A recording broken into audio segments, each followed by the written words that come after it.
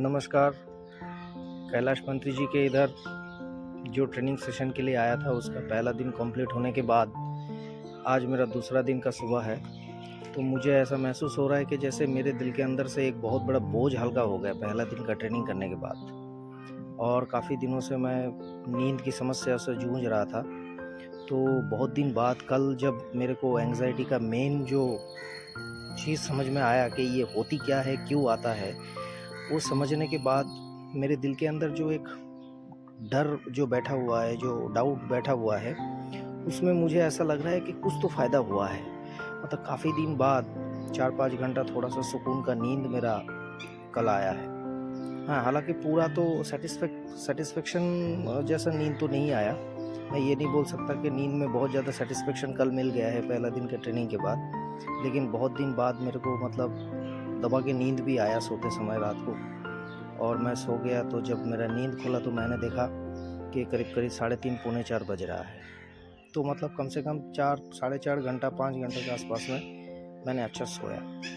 और मेरे को मतलब दिल के अंदर जो एक डर बैठा हुआ था, उस डर में भी मुझे ऐसा लग रहा है कि कुछ एक चीज़ है जो मेरा थोड़ा कुछ कम हुआ। मतलब जैसे चेस्ट, छाती जो मेरा जो है, मुझे ऐसा लग रहा है कि कुछ हल्का हुआ है।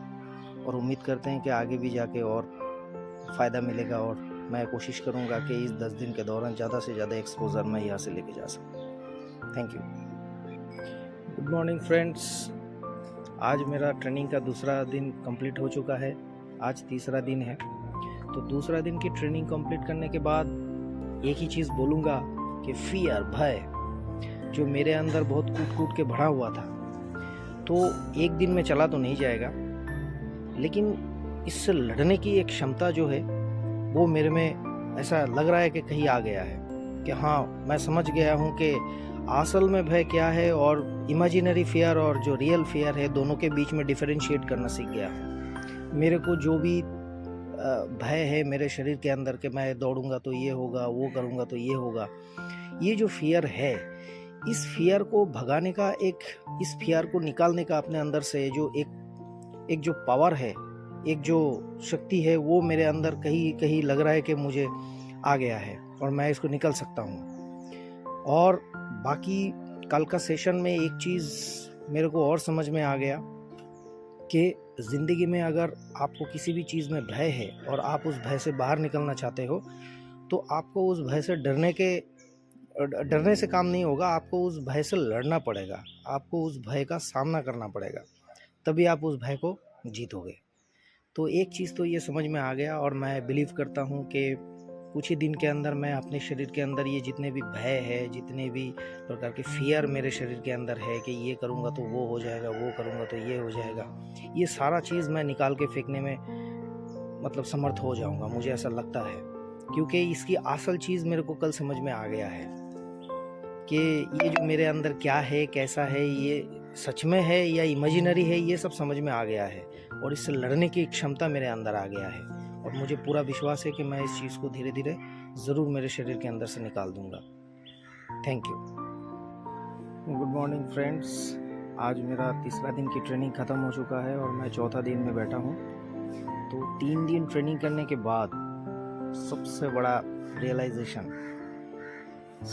रियलाइजेशन पहले तो ये हो गया कि दोस्तों, ये जो एंग्जाइटी डिसऑर्डर का प्रॉब्लम है, इसमें दवाई का तो कोई रोल है ही नहीं। जितना मैं समझ गया कि ये पूरा दिमाग का खेल है। दिमाग के अंदर कई दिनों से जो एक रॉन्ग बिलीव, गलत धारणा और उसके साथ एक इमेजिनरी फेयर, ये जो बैठा हुआ था ना, तो ये रीइंस्टॉलेशन से जा सकता है। नया बिलीफ सिस्टम तैयार करना पड़ेगा, नया विश्वास, नया धारणा तैयार करना पड़ेगा।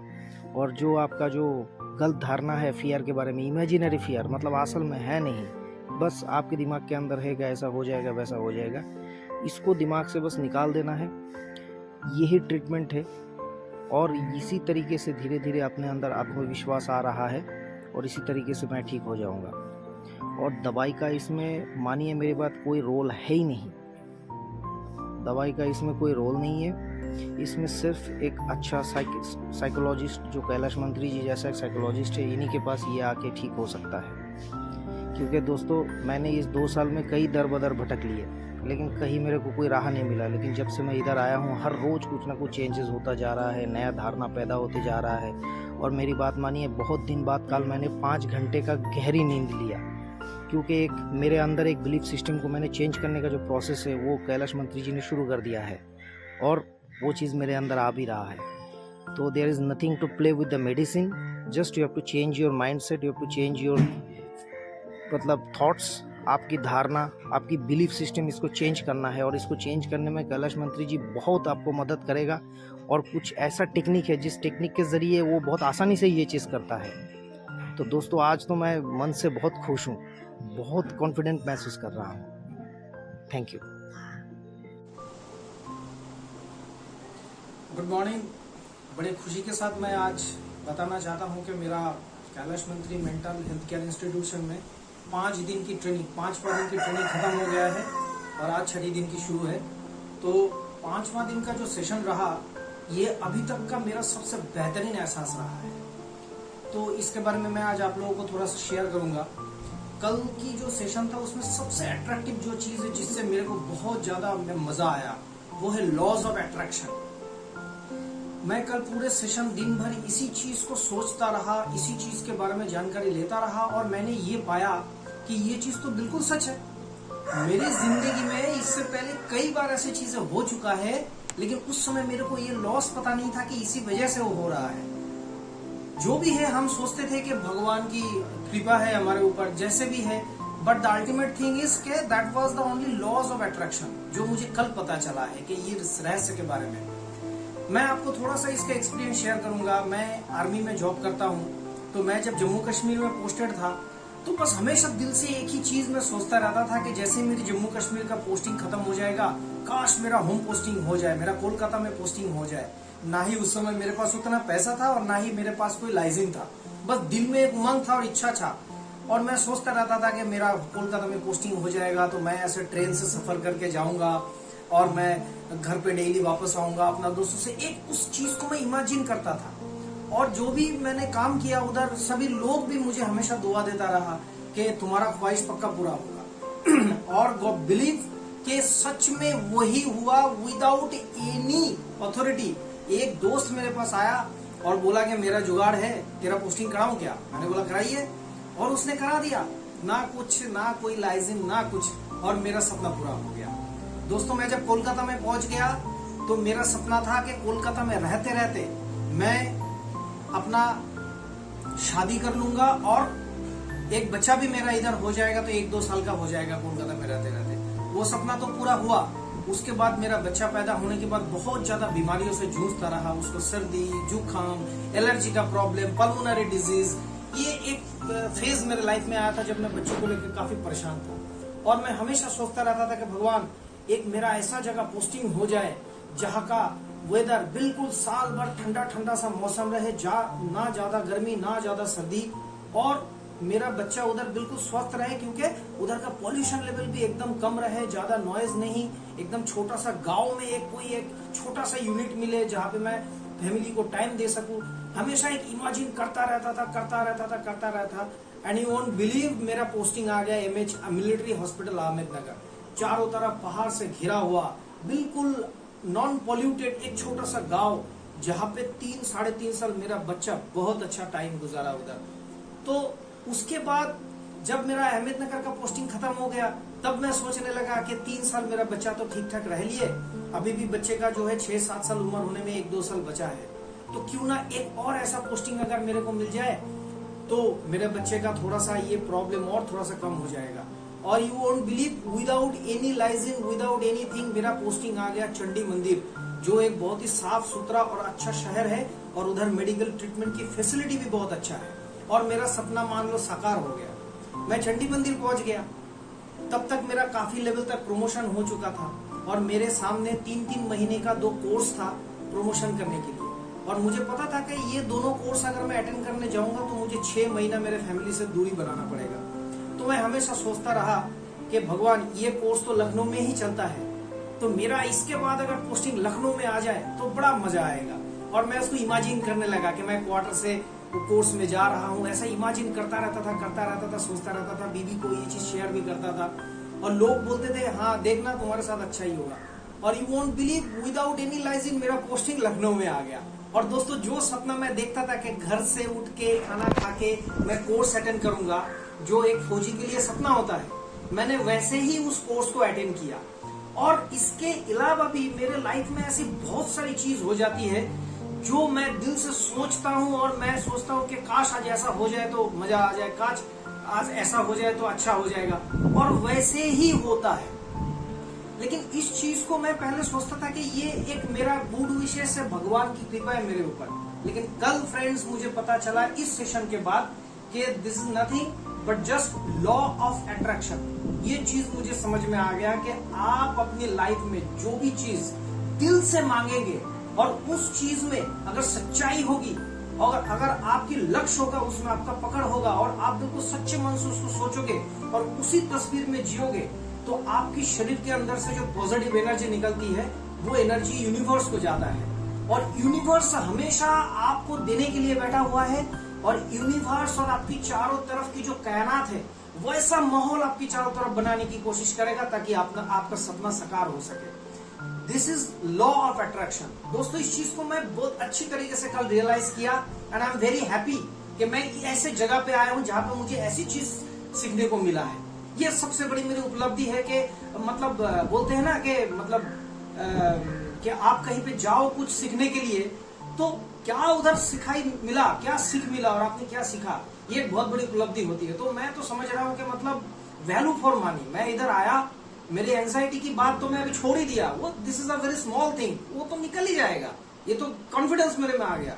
बट जो चीज मैं सीखा कल, ये चीज मेरी जिंदगी में मेरी गोल बनाने के लिए बहुत कारगर होगा और इस चीज को मैं सभी लोगों को भी सिखाऊंगा। जो भी मतलब इस चीज को फॉलो करेगा वो आदमी जिंदगी में बहुत आगे बढ़ सकता है।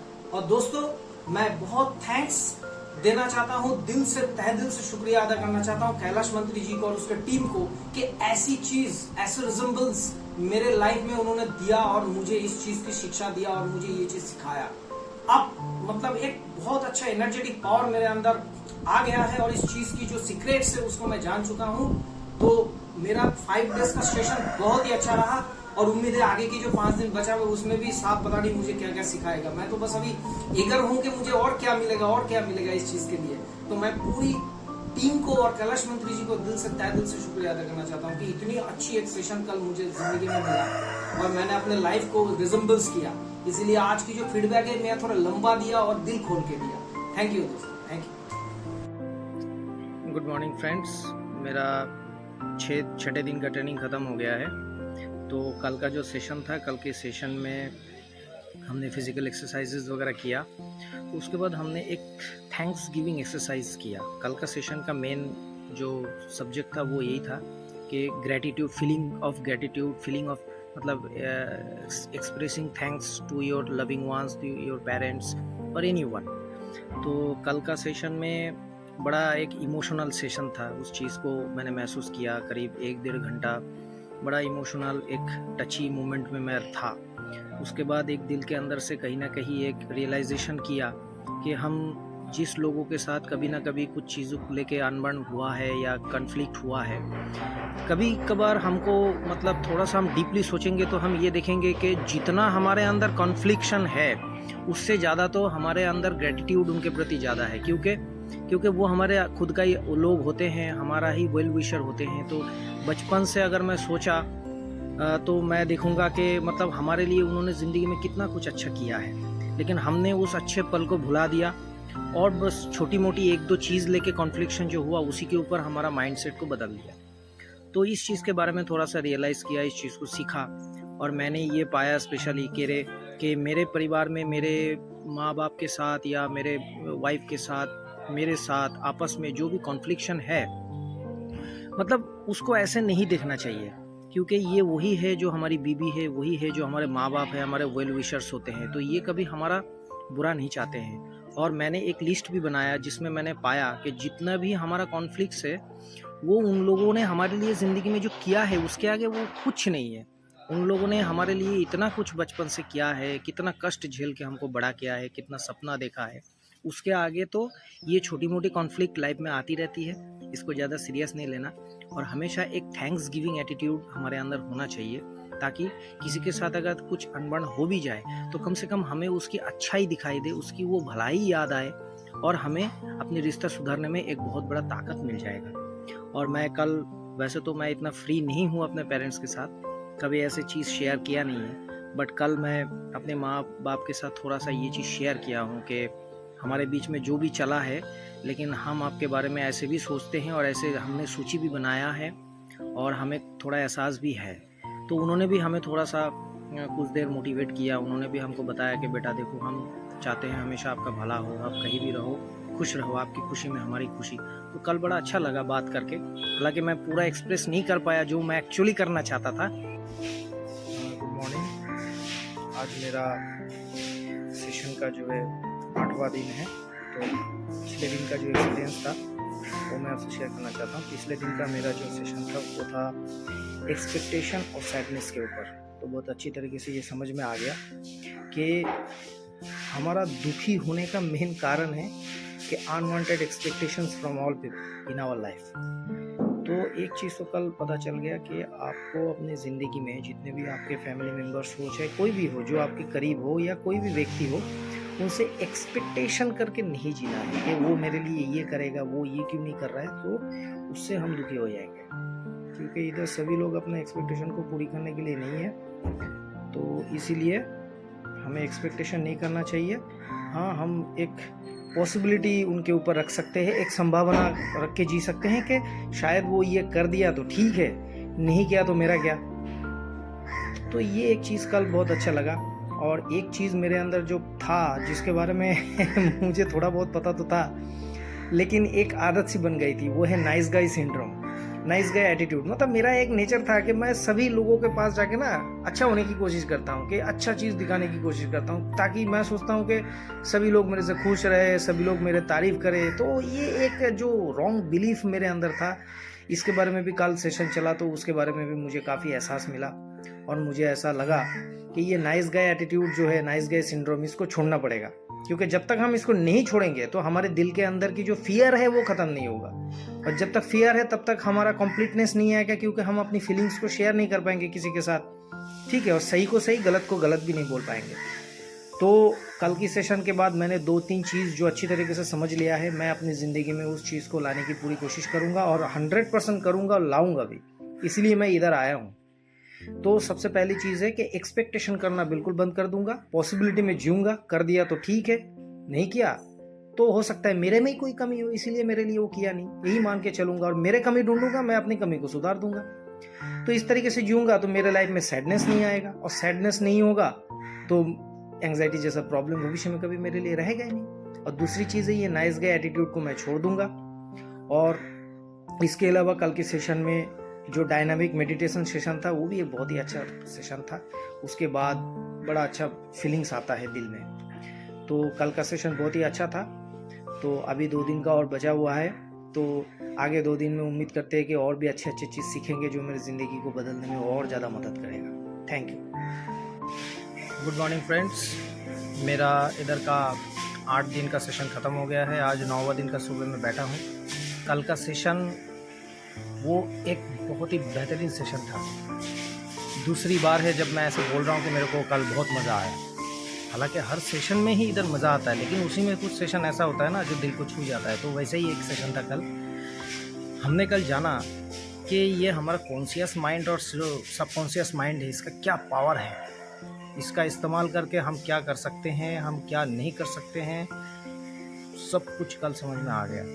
तो बहुत ही अच्छा फील हो रहा है कि अभी ये कॉन्फिडेंस लेवल और बढ़ गया है कि हाँ, मेरे अंदर जो रॉन्ग बिलीव्स है, मेरे अंदर जो डर है, वो सब मैं अपने कॉन्शियस और सबकॉन्शियस माइंड को खुद ही प्रोग्राम करके ये चीज़ मैं ठीक कर सकता हूँ। तो एक बहुत अच्छा बिलीव आया। बाकी इसके अलावा कल की सेशन में मुझे सबसे अच्छा लगा जो फॉरगिवनेस मेडिटेशन है, उसके बाद जो हमारे अंदर जो दुख है, जो सैडनेस है, उसको डिलीट करने का जो एक बेहतरीन प्रोसेस इधर सिखाया गया। तो मतलब बड़ा मज़ा आया कल का सेशन में, बड़ा मज़ा आया।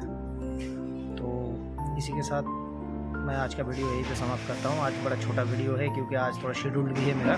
Thank you so much. Good morning friends, मेरा 9 दिन का ट्रेनिंग ख़त्म हो गया है। आज 10वें दिन पे हूँ। So today is my last day. But कल के एक्सपीरियंस शेयर करना चाहता हूँ। कल का सबसे बेहतरीन था कि एक हम डे आउट पे गए थे सी बीच में, भुईगांव सी बीच। तो वो सेशन मैं बहुत दिन याद रखूँगा, क्योंकि कल एक ऐसा सेशन था जो 1.5 घंटा हमने सी बीच पे बिताया। एक मतलब ऐसा दिल के अंदर एक खुशी, एक फुलफिलमेंट आया। मतलब उस हर एक मोमेंट को हमने जिया है कल। तो इसी से हमने ये चीज़ सीखा है कि अगर हम चाहें तो हमारी ज़िंदगी के हर रोज़ के हर एक मोमेंट को हम कितनी अच्छी तरीके से जी सकते हैं और अपना फीलिंग को अच्छा कर सकते हैं। तो कल हमने जो 1.5 घंटा सी बीच में गया, सी बीच में जाके उधर एकदम बैचलर लाइफ जिया हमने पूरा। ना हमारे बीवी है ना बच्चे हैं, ऐसी सोच के साथ। उसके बाद मैं थोड़ा सा हेल्थ कॉन्शियस आदमी हूँ, थोड़ा सा डाइट कॉन्शियस आदमी हूँ, लेकिन कल जाके मैंने सोचा कि चलो एंजॉय करने आया हूँ तो ये डाइट वाइट छोड़ो। मैंने कल दबा के पानी पूरी, पाव भाजी, जो मुंबई का जो फेमस है उसका मज़े लिए। तो मतलब ये कल का ये डे आउट मेरे को बहुत दिन याद रहेगा। और इससे बहुत बड़ी सीख मिलती है कि यदि आप दिल से हर एक मोमेंट को जीते हो तो आपका ये सब फालतू की नेगेटिव सोच, ये जो चीज़ है ना, ये बिल्कुल दिल के अंदर आता ही नहीं है। एकदम निडर होके मतलब जीने का दिल करता है। तो इसीलिए मैंने तो कल के बाद ये चीज़ को अच्छे से रियलाइज़ किया कि हर एक मोमेंट को मैं बेहतरीन तरीके से जीऊँगा, एंजॉय करूँगा। कल बहुत खुशी मिला। तो आज लास्ट डे है, तो आज के सेशन में होपफुली मैं और अच्छी चीज़ सीख के जाऊँगा यहाँ से और अपनी ज़िंदगी में अमल करूँगा और एक बेहतर ज़िंदगी बनाऊँगा। और ये सब ये जो एंग्जाइटी ये सब अभी बस ख़त्म। Thank you so much.